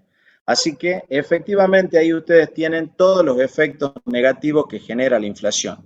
Y ahora, para ir ya redondeando y terminando la clase y poder dedicarnos al parcial, que les quiero comentar un par de cosas y que ustedes me pregunten las que les parezca, vamos viendo ya, bueno, esto es lo que yo les decía del IPC, pero quiero ir con lo que es básicamente pobreza, darle algunos datos y mostrarles lo que es la canasta básica y la canasta total, ¿cierto? Lo que yo les decía es exactamente esto que está puesto acá, ¿cierto? El IPC lo que mide es una canasta formada a través de la encuesta permanente de hogares de un consumidor promedio. Pero cuando yo digo aumentó mi costo de vida, es probable que los consumos que yo tenga no coincidan con los de esa canasta. Por lo tanto, es muy difícil de medir. Yo podría tener una percepción de si mi costo de vida aumentó. Bueno, obviamente, y creo que esto es así, si le preguntáramos a cada uno de ustedes si ustedes solventan sus propios gastos o a sus padres, bueno, obviamente ellos les van a decir, che, mirá, mi costo de vida ha aumentado. O te va a decir mi nivel de vida ha descendido. ¿Por qué? Porque he tenido que resignar consumo, no he podido sostener mi costo de vida. Pero eso no tiene nada que ver con los índices de precio del consumidor, ni tampoco con la inflación. Es muy difícil de medir. ¿Por qué? Insisto, porque cada uno de nosotros tiene consumos que pueden ser absolutamente distintos a la canasta que está midiendo los precios el INDEC. Bueno, fijémonos acá. Acá estamos viendo básicamente qué es la canasta básica alimentaria y qué es lo que es la canasta básica total. Yo les voy a mostrar cómo se hace la canasta básica. Le voy a ver, podemos ver algunos productos, pero voy a ver cómo lo más fácilmente posible. Pero en realidad la canasta básica alimentaria lo que hace es tomar la necesidad energética y calórica de un adulto o de alguna familia tipo, que yo les voy a mostrar cómo están compuestas. Y en base a eso establece también una canasta de productos que aportan una cantidad mínima, digamos, no mínima, una cantidad promedio de calorías, de manera que conforman la canasta básica alimentaria. Y si a eso se le suman transporte y otro tipo de cuestiones, tenemos lo que es la canasta básica total. Y obviamente está claro que si yo no cubro la canasta básica total, soy pobre, y si no cubro la canasta básica alimentaria, soy indigente. Son formas de medir la pobreza, que acá estas formas son lo que se denomina medición de pobreza en términos absolutos, porque ustedes saben que la pobreza en realidad es relativa y además es multidisciplinaria, ¿cierto? Tiene múltiples indicadores. Por ejemplo, yo no podría decir que yo soy una persona rica si a lo mejor gano $10.000, pero vivo en medio de una villa en donde no tengo seguridad, en donde no tengo pavimento, en donde no tengo agua, en donde no tengo gas, en donde no tengo espacios verdes. Bueno, hay una serie de cosas que complementan el concepto de pobreza, que es multifunción y multidisciplinario. Pero acá nosotros lo único que hacemos es medirla en términos absolutos, es decir, medimos una canasta básica alimentaria, le ponemos un valor, un precio en pesos, y el que alcanza ese nivel, bueno, no es indigente, el que está por abajo sí es indigente. Y con la canasta básica total lo mismo, el que está a ese nivel o por arriba no es pobre, los que están por abajo sí son pobres. Pero básicamente es lo mismo, es simplemente cubrir, en el caso de la canasta básica alimentaria, una serie de productos que me dan las necesidades calóricas y energéticas que necesita un adulto o un grupo familiar. Y lo hace con un método muy particular. A eso le agrego otro tipo de bienes y servicios que no sean alimentarios, como decía, transporte, educación, alquiler y lo demás, y eso me da lo que sería una canasta básica total. Acá tienen ustedes los números a la última fecha, esto es a octubre, que está poniendo el INDEC. Entonces, fíjense, acá está la variación mes a mes con respecto al mes anterior, la variación interanual de la canasta básica alimentaria. Digamos que a la izquierda, en esa columna de la izquierda, están los datos de la canasta básica alimentaria, y en la columna de la derecha la canasta básica total, ¿cierto? Y fíjense, acá ustedes tienen también el monto de lo que sería para un adulto equivalente, y vamos a ver lo que es un adulto equivalente, que según el INDEC, la verdad que, como ustedes verán, son cifras muy opinables. Según un INDEC, el INDEC, una persona estaría teniendo ese dinero, por encima de ese dinero, por encima de la línea de indigencia, ganando 6.288 pesos mensuales.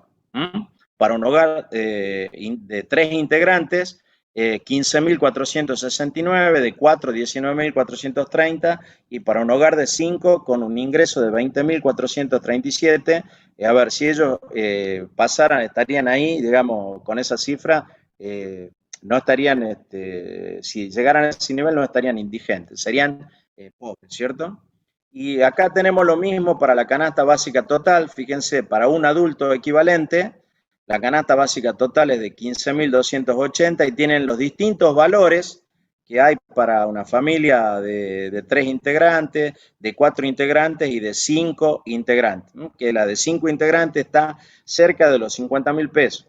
Y ahí, si ustedes quieren, puedo simplemente matizar. Ustedes fíjense a veces lo distorsionado que está todo, y volviendo al tema de cómo el gobierno te puede ganar por cuestiones impositivas. Creo que un soltero que gana arriba de los 55.000 o 60.000 pesos ya paga impuesto a las ganancias. Entonces usted, a ver, como si obviamente tuviera un sueldo realmente importante. Y ustedes fíjense que apenas es superior en 15% a lo que es la canasta básica total. Con lo cual, si vos ganás un poco más de la canasta básica total, ya empezás a pagar impuestos. ¿Por qué? Porque se ha congelado la base imponible de ganancia, y por lo tanto, en virtud de la inflación, te actualizan el sueldo, y muchas veces ustedes habrán escuchado de sus padres o de alguna persona que dice, no quiero que me aumenten el sueldo, porque si me aumentan el sueldo me voy a pagar más de ganancia. Bueno, sucede precisamente por este tipo de cuestiones. ¿Alguna duda con esto, chicos? Sí. Sí, quizás esto sea un poco más bien de economía normativa, creo que era cuando se opinaba sobre cómo deberían ser las cosas, si no recuerdo mal. Exactamente. Pero tiene algún sentido justamente cuando mencionó lo del impuesto a las ganancias. En Argentina, ¿el impuesto a las ganancias es sobre el total o sobre el excedente?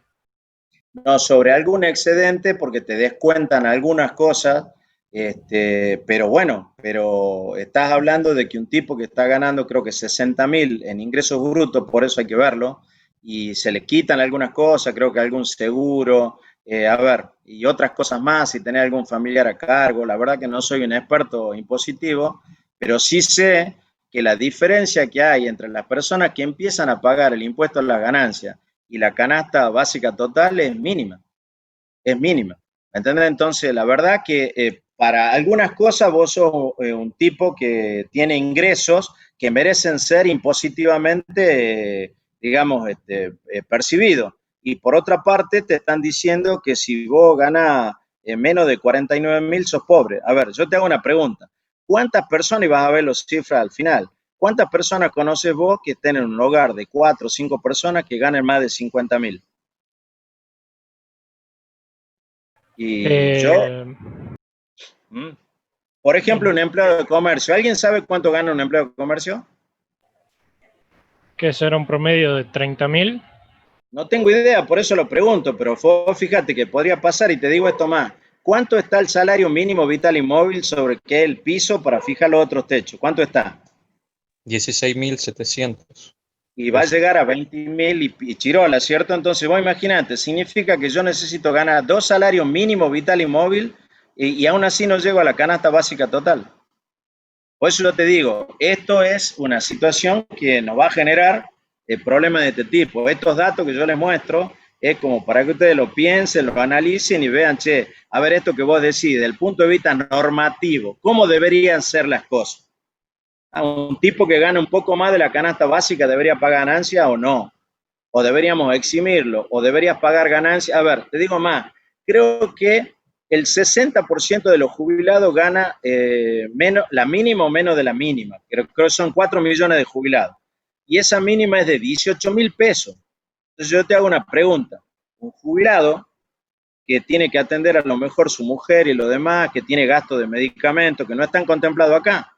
Porque acá vos fíjate que no estás diciendo, acá estás hablando de gastos alimentarios, ¿cierto? O sea, las necesidades calóricas y energéticas de un adulto mayor y únicamente, y si es la canasta básica total, algunos gastos no alimentarios como transporte, por ahí alquiler, educación, divertimento y lo demás, ¿cierto? Entonces, un jubilado, ¿qué hace? ¿Esa puede ser la mínima de un jubilado? No, claro, es un sinsentido. Totalmente. Bueno, entonces, la idea cuál es que ustedes vean que así funcionamos nosotros y que obviamente eso requiere por ahí algunas decisiones que son complicadas. Pero eso significa asumir la responsabilidad y cuando te digo asumir la responsabilidad significa, entre otras cosas, asumir el costo político, es decir, mira muchachos, acá hay cosas que no pueden ser.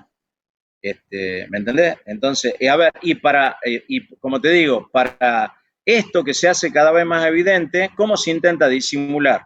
Y discúlpame, una opinión absolutamente mía y probablemente política, 100%, no Sí, partidaria, pero probablemente la comparte. bueno, lo que yo te digo es lo siguiente, por eso te llaman a una sesión especial para ver si ponen un impuesto adicional a la riqueza que tiene un montón de fallas. De hecho, a ver, te digo un ejemplo, si yo tuviera una fábrica y la evaluación de la fábrica es mayor de 200 millones de pesos, me van a hacer pagar un impuesto. Cuando en realidad a mí lo que me tienen que hacer un impuesto es sobre mis ganancias y ya me lo están cobrando. Te dicen, no, pero mira, esto es por única vez. Bueno, está bien. Nosotros, el impuesto al cheque era por única vez, creo que lleva 25 años. El IVA también era por única vez. Bueno, En su entonces momento. ustedes saben y se van dando cuenta que las cosas que se hacen por única vez, miren, los invito a que lean, si tienen la posibilidad, y si no veo si yo le pongo el link acá en la página. Ustedes no sé si saben, un título muy gracioso y a la vez ilustra mucho las cosas. No sé si ustedes saben que en Comodoro Rivadavia, los concejales de Comodoro Rivadavia han puesto un impuesto al viento. Ah, sí, Sí, por había escuchado. ¿Lo los molinos escucharon? eólicos. Léanlo, porque eso te muestra, a ver, cómo vos buscas a través de obtener una percepción de una actividad productiva, en este caso de una energía no renovable que tenía todo un régimen especial, y ahora, escúchame, y han hecho una serie de maniobras porque han tenido que extender inclusive digamos, el radio al cual pertenecía el municipio para llegar hasta donde estaban. Ustedes se imaginan que los molinos de viento estaban lejos de la ciudad, estaban lejos, entonces han extendido, han impulsado una legislación en la legislatura de Chubut de manera tal de ampliar el ejido urbano y que alcance donde están los molinos de viento, de manera tal de poder cobrar un impuesto, una tasa municipal, por un servicio además que no dan porque el municipio ahí no tiene ningún tipo de servicio. Bueno, ustedes imagínense un tipo que hizo toda una previsión, insisto, a ver, yo quiero que ustedes piensen lo siguiente, nosotros que hemos hablado muchas veces de las empresas tienen como objetivo maximizar el beneficio, ganar dinero. No le puedo pedir a ningún empresario que haga una empresa para perder dinero, eso es imposible, no funciona en ningún lugar del mundo. Ahora, que le pongamos reglas claras, estables, que a ver, si vos me decís, che, vamos a limitar la rentabilidad, no debe haber ganancias súper extraordinarias, pero sí le tenés que dar todos los elementos para que el tipo gane plata y haga dinero, porque por eso corre un riesgo y pone su laburo. Y después de todos los cálculos que hizo el tipo, viene un municipio y te pone una tasa que aparentemente, según la noticia, sería del 4,5% sobre la facturación. ¿Te imaginas que eso hace que todos tus cálculos se vayan, obviamente, a cualquier lado y no tenés ninguna certidumbre respecto al negocio? Bueno, esas son todas las cosas que yo creo que nosotros, lamentablemente, tenemos que entender que no debemos hacer porque está claro, a ver, y podemos discutir mucho. Claro, esto es uno de los problemas que se plantea siempre, digamos, que aquí siempre cambian las reglas de juego. Sí, por supuesto, ¿me entendés? Y eso, a ver, no funciona, lamentablemente no funciona en ningún lugar del mundo, menos va a funcionar acá, porque un tipo, a ver, que tiene que hacer una inversión importante por energías renovables con el riesgo país que nosotros tenemos, bueno, puede asumir ese riesgo, pero vos le tenés que garantizar tasa de retorno altísima, si no el tipo no viene. ¿Por qué? Porque hay una gran cantidad de oportunidades de negocio en otros lugares del mundo. Y esas son las cosas que tenemos que resolver. Estos números quizás les permitan a ustedes, de alguna manera, enterarse de algunas enormes contradicciones que tenemos que resolver acá en la Argentina. Seguimos, chicos, para que podamos charlar un poquito sobre el parcial, que yo quiero decirle dos cositas, pero quiero escucharlo a ustedes. Si les parece. ¿Seguimos? Sí, profe. Sí, profe. Listo. Bueno, miren, acá esto es simplemente una tablita porque ustedes fíjense que acá habla de adulto equivalente, ¿cierto? Y en realidad lo que hace ahí ustedes toma, por ejemplo, fíjense, toma un adulto que tiene determinadas necesidades calóricas y energéticas y luego, de acuerdo al sexo y a la edad, lo va convirtiendo para hacer el cálculo del grupo familiar. Por ejemplo, qué sé yo, fíjense, mujeres de 3 años, ¿listo? Es equivalente al 0,51 del consumo del adulto equivalente. Y el varón de 3 años también tiene el mismo nivel de consumo. Luego, si ustedes se fijan, las mujeres de alguna manera van descendiendo, nunca alcanzan el nivel a un adulto equivalente varón. Y en cambio los varones sí van aumentando progresivamente y cuando llega a los 15 años, ya ustedes fíjense que en el punto en donde dice 15 años, para las mujeres, las necesidades calóricas y energéticas son iguales a 0,77 del adulto equivalente y para un joven de 15 años ya es exactamente 1 a 1. De esa manera se arma esto que ustedes tienen acá. Fíjense cómo se hace la determinación de los distintos hogares. Hogar 1, fíjense, acá tienen 3 integrantes compuestos por una mujer de 35 años, su hijo de 18 y su madre de 61. Voy a la tabla anterior, me fijo y voy haciendo esta composición. Fíjense, la mujer equivale a 0,77, el hijo equivale a 1,02 unidades de adulto, la madre equivale a 0,67 unidades de adulto equivalente, en total el hogar suma 2,46 unidades consumidoras o adulto equivalente. Entonces, si yo volviera acá, fíjense, lo que yo tengo que hacer es multiplicar 6,288 por esta cifra que me da acá, 2,46, y me daría el monto de esa unidad de consumo o de ese hogar de 3 integrantes. ¿Se entiende cómo se calcula? Sí, profe, se entiende. Perfecto. Listo, chicos. Se entiende muy simple, muy fácil, pero me parece que ustedes por ahí dicen, bueno, che, pero ¿cómo si un tipo es uno?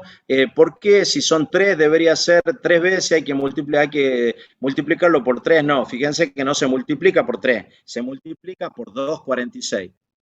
¿Mm? Y lo mismo sucede en cada caso, con lo cual ustedes fíjense que yo he puesto tres ejemplos. Acá está el ejemplo 1, el ejemplo 2 y acá está el ejemplo 3, pero es exactamente lo mismo y simplemente le hago la aclaración abajo para que ustedes cuando revisen la presentación se acuerden. Pero básicamente ese es el mismo sistema. Y lo que ustedes tienen ya terminando es simplemente los datos que hay sobre indigencia y pobreza. Esto es a octubre. Entonces, fíjense, acá están todos los datos que ustedes necesitan, acá está la cantidad de hogares y acá están las cantidades de personas, ¿cierto? Acá está, qué sé yo, acá están las personas, los hogares que están en situación de pobreza, fíjense, 2,85 millones de hogares en situación de pobreza, ¿cierto?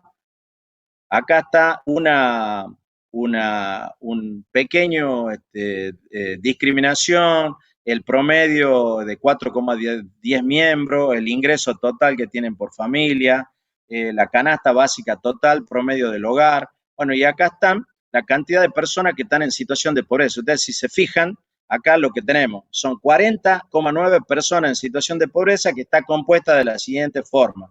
10,5% están en situación de indigencia. Es decir, fíjense que están hablando de 754.000 hogares, ¿cierto? Y los pobres que no son indigentes, el 30,4, que son 8,7 millones de personas. 3 millones de indigentes y 8,7 millones de personas, que nos da este total de 11,7 y este es el porcentaje total de personas que están en el nivel en situación de pobreza y seguramente, lamentablemente, probablemente nosotros en diciembre estemos llegando, según todos los cálculos, al 50%. Así que ustedes con estos datos me parece a mí que pueden hacer una composición del lugar de lo que es la inflación, de cómo se mide la inflación, de qué es el IPC, de que además del IPC se puede medir la inflación con el deflactor y que el IPC no es lo mismo que el costo de la vida y que con la misma encuesta de hogares también se hace lo que se llama la canasta básica alimentaria, la canasta básica total y tiene los datos de pobreza. Así que creo que tienen un panorama bastante completo de lo que es la inflación y de cómo se mide la pobreza acá en la Argentina. No sé si tienen alguna duda, chicos, o alguna cosita que quieren que repasemos y si no, conversamos de otros temas. Profesor, ¿puede ser que Sí, se haya señor. cambiado hace unos años de la forma en que se medía la pobreza acá en la Argentina? Sí, eso es un gran problema. La verdad que te agradezco la pregunta, pero te digo que es un gran problema. ¿Por qué? Porque si yo cambio la canasta de bienes y productos con la cual yo voy a hacer el cálculo, obviamente que estoy invalidando todos los cálculos anteriores. Se han hecho muchas, a ver, ustedes saben que, insisto en esto, hay un señor que se llama Heidegger que tuvo la desgracia de ser nazi, pero que tiene una frase afortunada que dice, la técnica no tiene nada de técnico. Y obviamente, a ver, así como hay una fórmula para jubilaciones que va a tener un sustento técnico, pero que va a terminar perjudicando probablemente a los jubilados, y va a tener sustento técnico. Bueno, también hay sustento técnico para soluciones que son mejores a mi juicio. Y en este caso lo que ha hecho el INDEC es sustentar técnicamente en su momento un cambio en la fórmula del cálculo de lo que era la canasta. Y por lo tanto, como medían distintos bienes, bueno, obviamente te daba niveles de inflación mucho menores. Y eso la verdad que no está bien porque la canasta hay que determinarla y además sostenerla en el tiempo de manera tal de que yo esté midiendo siempre los mismos productos y por lo tanto ese consumidor promedio me indica a mí, sea un indicador fiel para poder calcular la inflación. Pero lo que vos decís es cierto, pasó en el año 2012-2013. ¿Alguna otra preguntita, chicos?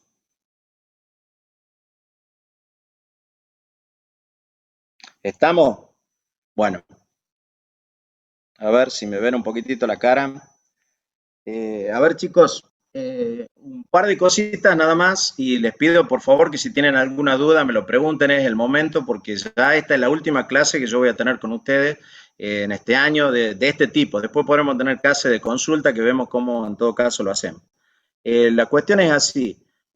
Obviamente el viernes que viene nosotros vamos a tener el parcial va a arrancar, no es que va a arrancar, el parcial va a durar 40-45 minutos, van a ser 20 preguntas, va a estar disponible a través del aula virtual a partir de las 21 horas y va a estar abierto hasta las 22:30, es decir, ustedes van a tener 1 hora y media para para ingresar al parcial y una vez que ingresen van a tener entre 40 y 45 minutos. Las preguntas van a tener una validez de 5 puntos, las que sean respondidas positivamente y las que sean respondidas negativamente van a tener una disminución de 1 punto. ¿Qué puede pasar? Que tengo que ver cómo me permite hacerlo el aula virtual, entonces en vez de 5 puntos será 0,5, ¿cierto? Y las respuestas negativas serán 0,1, es decir, que las respuestas negativas van a restar un 20% a las respuestas afirmativas. Esto, como son 20 preguntas, significa que si las personas, si ustedes quieren promocionar, tienen que contestar 15 de las 20 preguntas. ¿Está claro hasta ahí? Porque después quiero darle otro aviso. ¿Está claro hasta ahí, chicos? Sí, profe, está muy claro. Perfecto. Lo que también quiero decirle que charlando acá con el Inge Madariaga, lo que vamos a hacer también es, 2 semanas después, tendría que ver la fecha, hoy es 13, entonces 2 semanas después sería, que miro acá, sería 20 tomamos el parcial, 27 viene a ser 4 de diciembre. En el mismo horario, nosotros vamos a tomar una recuperación de este parcial.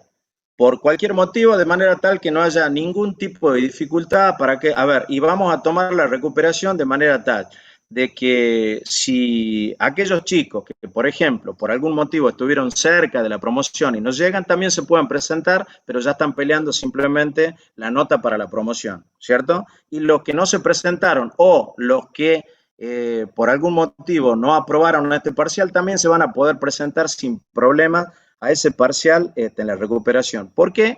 Porque, bueno, nosotros, y voy a insistir en esto, no solamente evaluamos cuál va a ser su respuesta en este parcial, sino también, cómo van sobre todo con el proyecto. El proyecto es algo que se defiende face to face, cara a cara, y por lo tanto, ahí nosotros también vemos cuáles son los niveles de esfuerzo, de trabajo y de conocimiento que ustedes tienen para tomar una decisión. Y también vamos a tener un parcial seguramente en el segundo cuatrimestre, ya sobre cuestiones simplemente, no en el segundo cuatrimestre, en febrero o marzo, como para completar la evaluación que tengamos. La indicación que yo tengo es que el año académico probablemente se prolongue el año que viene y por lo tanto tendremos tiempo de tomar esa evaluación. Con todas esas evaluaciones más las charlas que tengamos con ustedes, bueno, nosotros tomaremos una decisión tanto de aquellos que están en condiciones de promocionar como de aprobar la cursada. ¿Qué le digo yo? Simplemente porque alguno me ha hecho llegar algún tipo de preocupación. Ustedes ya han rendido este tipo de exámenes, saben que es un examen como cualquier otro. ¿Qué les pido?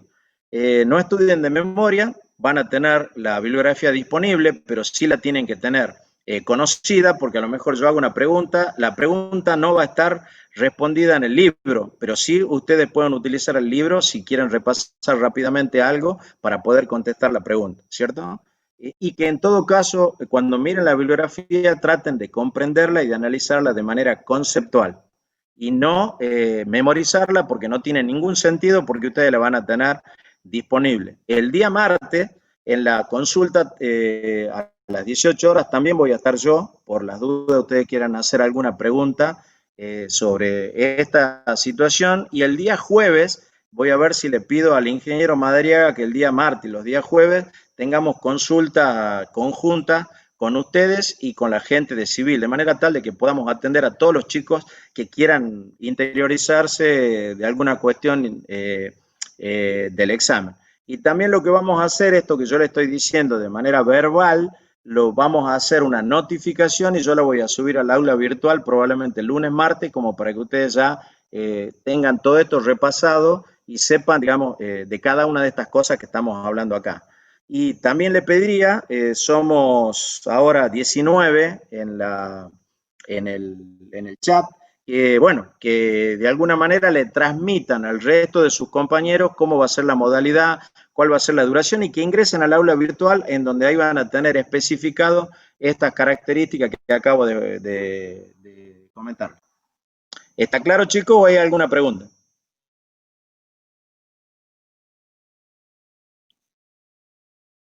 ¿Está claro o hay alguna pregunta, chicos? Está claro, Está claro, profe. profesor. Bueno, perfecto, chicos. Los dejo. Seguramente nos seguiremos viendo, pero no está de más que terminando el año les agradezca a todos los que me han tenido paciencia. ¿Por qué? Porque, bueno, son circunstancias distintas, por lo menos. Para mí, la verdad que no es una modalidad que me enamore demasiado. Me gusta mucho más, en todo caso, estar en clase, que nos miremos cara a cara y que tengamos un intercambio más directo. Seguramente nos vamos a seguir viendo, pero esta es la última clase del año, así que no quiero dejar de agradecerle el esfuerzo que han hecho y espero que lo puedan ratificar 100% con las distintas evaluaciones que hagamos. No aflojen, sé que seguramente muchos profes le estarán pidiendo muchas cosas a esta altura del año, pero bueno, ustedes saben también que estamos en las finales y las finales hay que ganarlas, así que hay que ponerle pecho, corazón y garra y el esfuerzo necesario. Seguramente, yo insisto en esto, yo creo en el mérito y creo que el mérito que ustedes están haciendo es lo que les va a permitir tener, digamos, devolución en el futuro por esta inversión en capital humano que en ustedes mismos que están haciendo.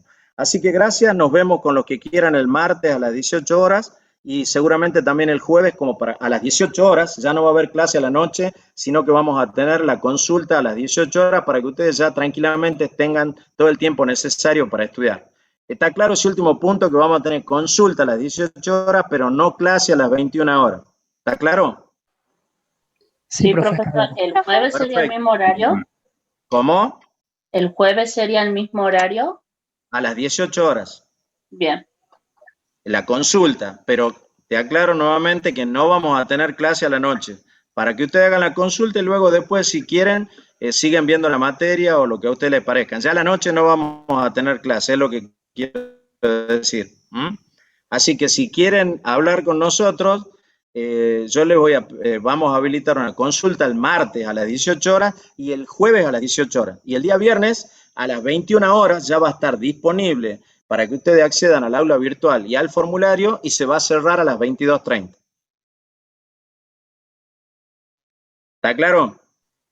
Sí, profesor. Sí, profesor. Sí, profe. Bueno, perfecto, chicos. Entonces nos estaremos viendo el martes con bueno, le agradezco ahí a Agustina Ponce un comentario que me hace. Y bueno, yo siempre te digo, Agustina, lo siguiente. Ustedes son los que se dan su propio nivel.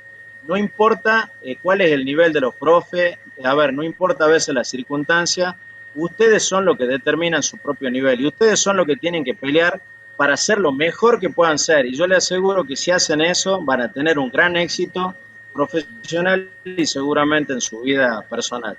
Así que les agradezco de nuevo, nos estamos viendo el martes y el jueves para ayudarlos en lo que podamos para este parcial y obviamente les pido que hagan el esfuerzo, pero que tengan siempre presente que nosotros vamos a buscar la manera de que ustedes puedan ser evaluados en diversas instancias y no únicamente este.